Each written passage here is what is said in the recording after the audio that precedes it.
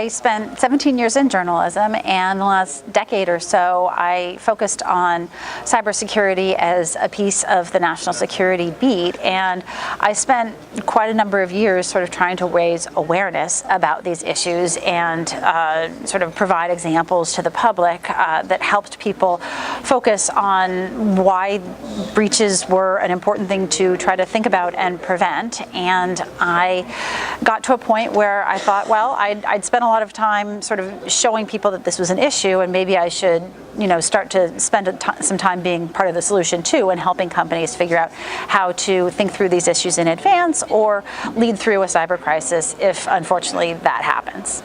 In most companies, they will face a cyber crisis. It's not if, but when. And you talked a lot about communication during a breach and how important that is.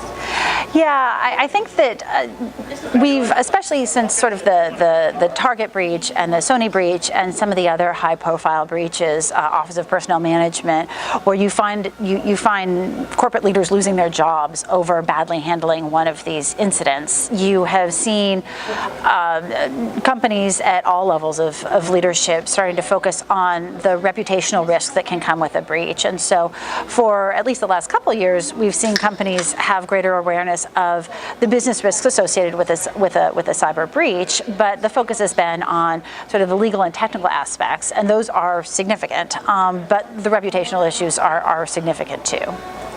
And women in InfoSec, we lack tons of, I think the unemployment rate is -5%, but women, it makes up only 11% of the workforce. What do you think we should do to draw more women in?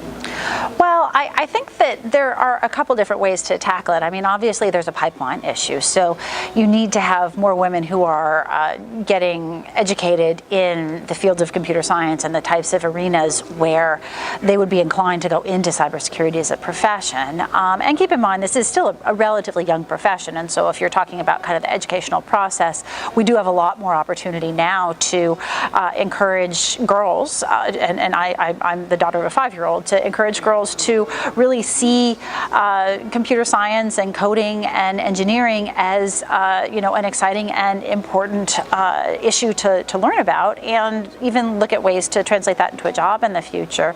But I also think that as a short-term measure, it would be it's really important for organizations, women themselves, and certainly companies that are seeking to recruit people to look at mid-career professionals who may not have a ton of experience in cybersecurity, but maybe do have experience in a related applicable field. It could be legal, it could be risk management, it could be a number of other sort of corporate positions that if you give somebody some additional education on the cyber front, they would be quite formidable in the workplace.